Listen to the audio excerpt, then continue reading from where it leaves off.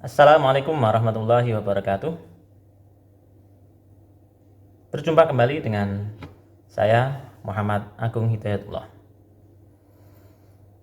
Para pemirsa sekalian, di kesempatan yang berbahagia ini, mari kita sedikit mengulas tentang guru dan proses belajar anak. Sebagai pengantar, kita sebagai orang yang hidup di zaman sekarang ini tentu pernah diberi cerita oleh orang tua kita atau guru-guru kita atau orang-orang di sekitar kita, cerita tentang guru di zaman dahulu. Pemirsa sekalian, pada zaman dahulu guru itu seperti seorang priai. Dia oleh masyarakat di sekitarnya dihormati, diagungkan.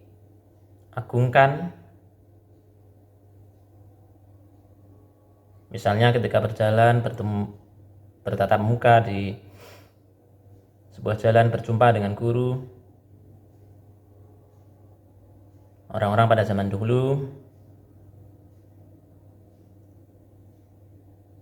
menunduk sedikit untuk menghormat pada guru, dan disitulah guru mendapatkan tempat yang tinggi di hadapan masyarakat. Nah, pada sisi psikologis, wibawa seorang guru seperti itu terasa tinggi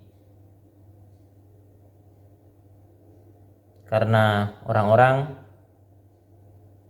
siapapun yang ia jumpai, menghormatinya, menempatkan dia pada posisi yang tinggi, terdepan.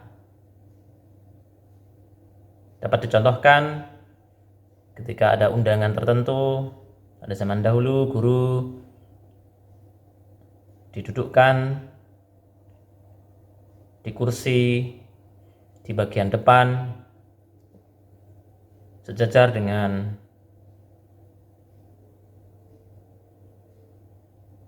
orang-orang yang juga dipandang terhormat oleh masyarakat seperti kiai, ulama,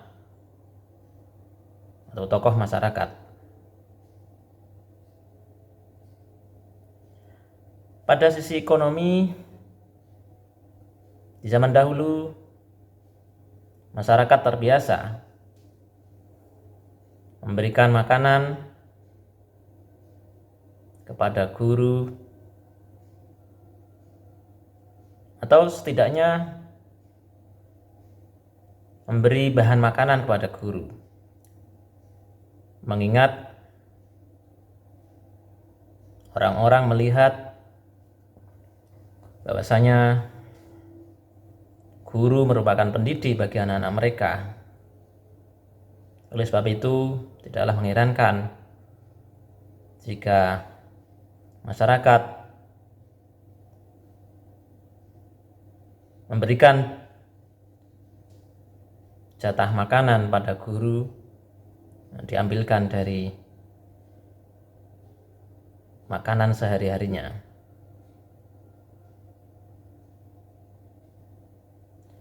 Di zaman dahulu, ketika anak ditegur, diingatkan oleh guru, orang tua justru malah berterima kasih. Terima kasih Pak, terima kasih Bu, sudah mengingatkan anak saya. Anak saya ini memang sukanya bermain terus hingga lupa waktu. Terima kasih. Bagaimana dengan sekarang?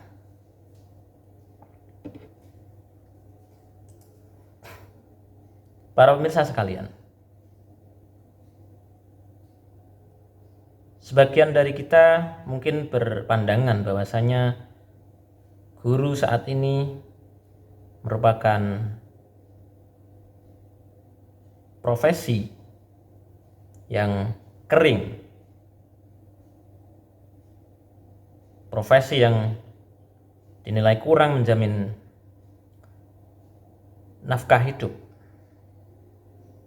apalagi jika dibandingkan dengan dokter.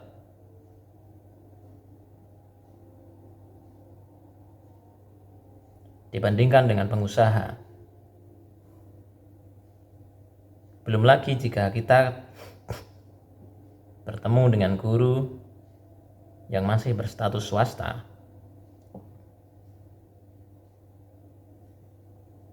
Guru juga terkadang menjadi second class.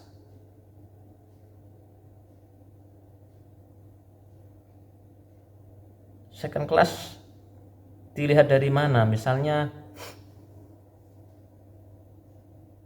jika ada undangan, ada anggota dewan, ada guru, maka anggota dewanlah yang ditampilkan di depan.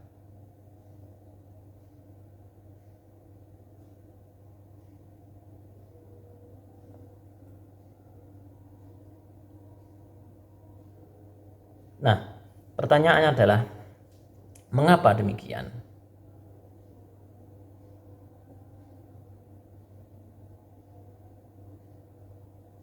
Bisa jadi kecakapan yang dimiliki oleh seorang guru itu masih butuh dipertanyakan.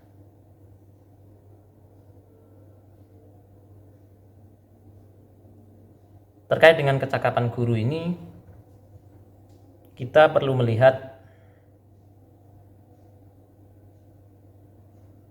dimensi psikologis. Ada apa saja di sana? Yang pertama, kecakapan kognitif atau yang dapat kita sebut pengetahuan, kecakapan pengetahuan, pemahaman, dan ranah cipta.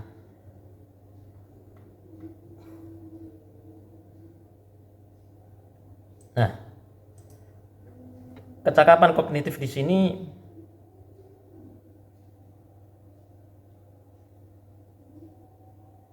mengandung pengetahuan deklaratif dan pengetahuan prosedural. Deklaratif misalnya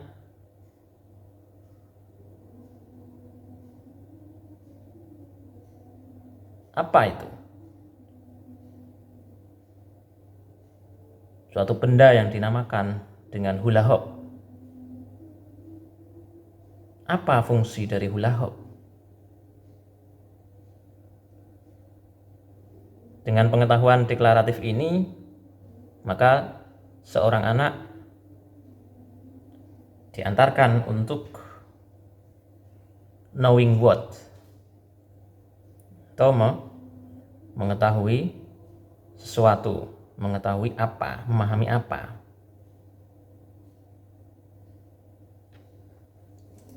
Sementara kecakapan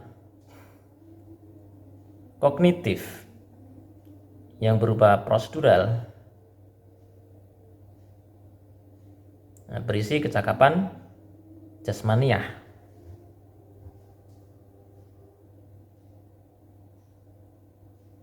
Ia mencakup tindakan. Ia juga mencakup lisan atau teks. Bagaimana sebetulnya cara kerja dari hula hoop?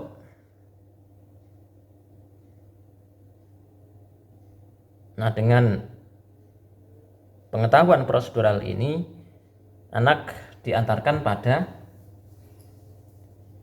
knowing how atau mengetahui bagaimana. Dari sini muncul implikasi bahwasanya sebagai guru ia mesti dapat memancing, menstimulasi kuriositas atau rasa ingin tahu anak, melatih anak dua pengetahuan tersebut, deklaratif dan prosedural. Entah dengan media A, dengan media B, media C, metode A, metode B, metode C, dan lain sebagainya. Kecakapan berikutnya adalah kecakapan afektif. Kecakapan afektif ini dapat disebut pula dengan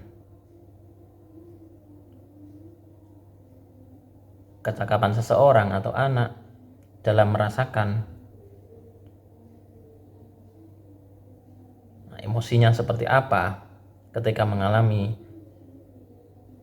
suatu hal. Nah, kecakapan ini cenderung abstrak. Karena dia abstrak, maka sulit diidentifikasi. Meskipun sulit diidentifikasi,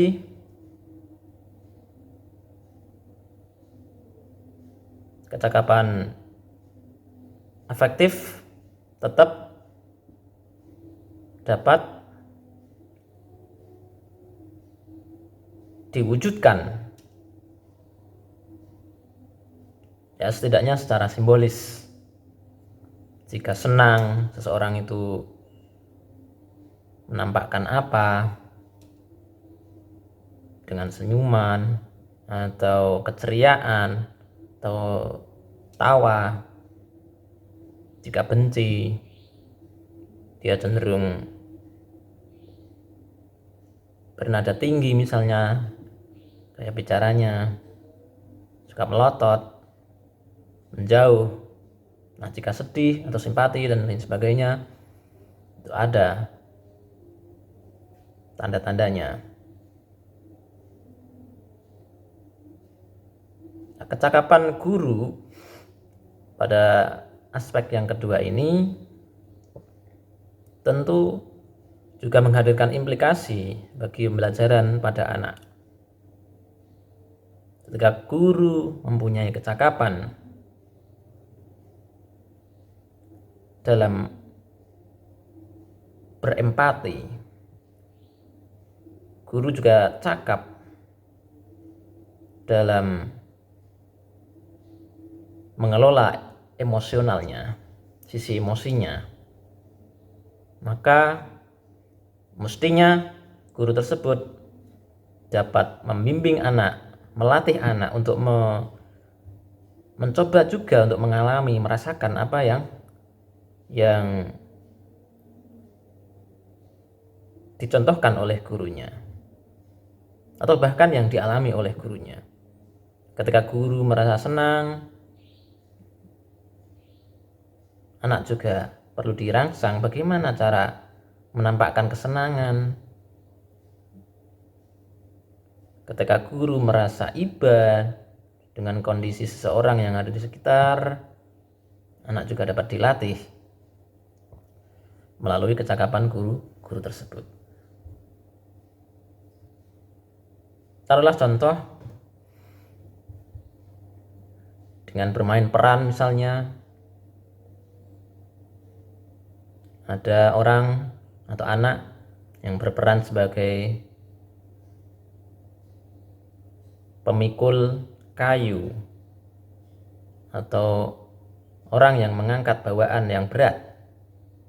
Nah, di permainan peran itu ternyata bawaan yang berat itu jatuh atau tumpah.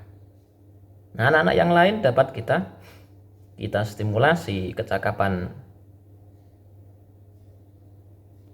afektifnya melalui kecakapan yang sudah dimodali oleh guru. Nah, ketika merasa iba dengan orang yang barang bawaannya tumpah atau jatuh, apa yang mesti dilakukan?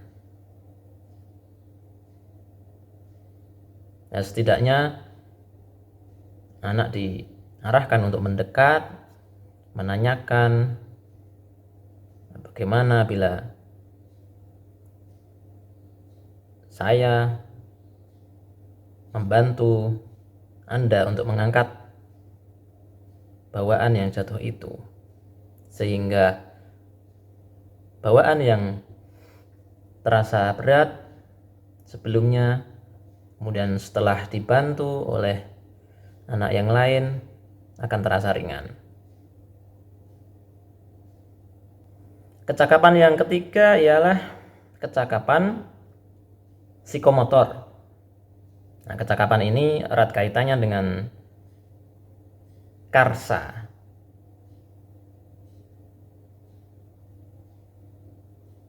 Kecakapan psikomotor berkaitan dengan aksi tindakan seseorang.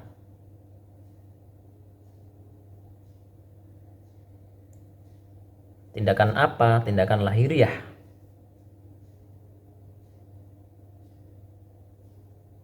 Nah, dapat dicontohkan ketika anak-anak bermain hula hoop atau bermain badminton, maka dalam hal ini guru yang cakap psikomotornya akan lebih mudah ketika ia membelajarkan anak untuk memukul kok dengan raket. Jika pukulan guru terhadap kok dengan raket itu benar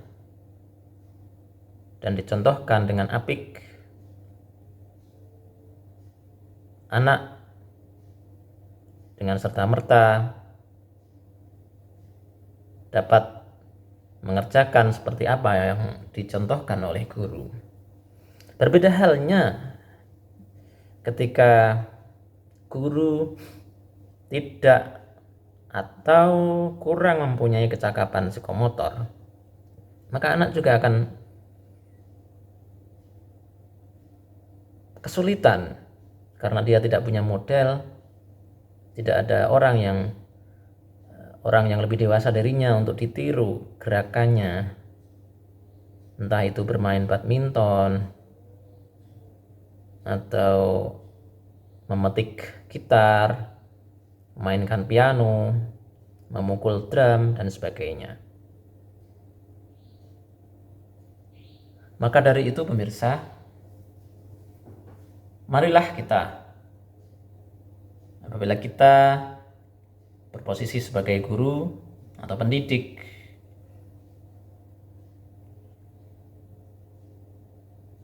teruslah untuk senantiasa berproses dalam melengkapi kecakapan kita, mulai dari kecakapan kognitif atau cipta, kecakapan afektif atau rasa, hingga kecakapan psikomotor atau karsa. Ketika guru sudah mempunyai modal kecakapan kognitif, ia akan mudah memfasilitasi pembelajaran ketika anak ingin mencapai kecakapan kognitif pula. Sama halnya dengan kecakapan afektif atau kecakapan psikomotor. Jika sudah dimodali oleh guru mempunyai bekal akan kecakapan-kecakapan itu, anak tentu akan lebih mudah menirukan modelnya. Pemirsa sekalian, sekian pembahasan kita kali ini. Sampai jumpa di pembahasan berikutnya. Assalamualaikum warahmatullahi wabarakatuh.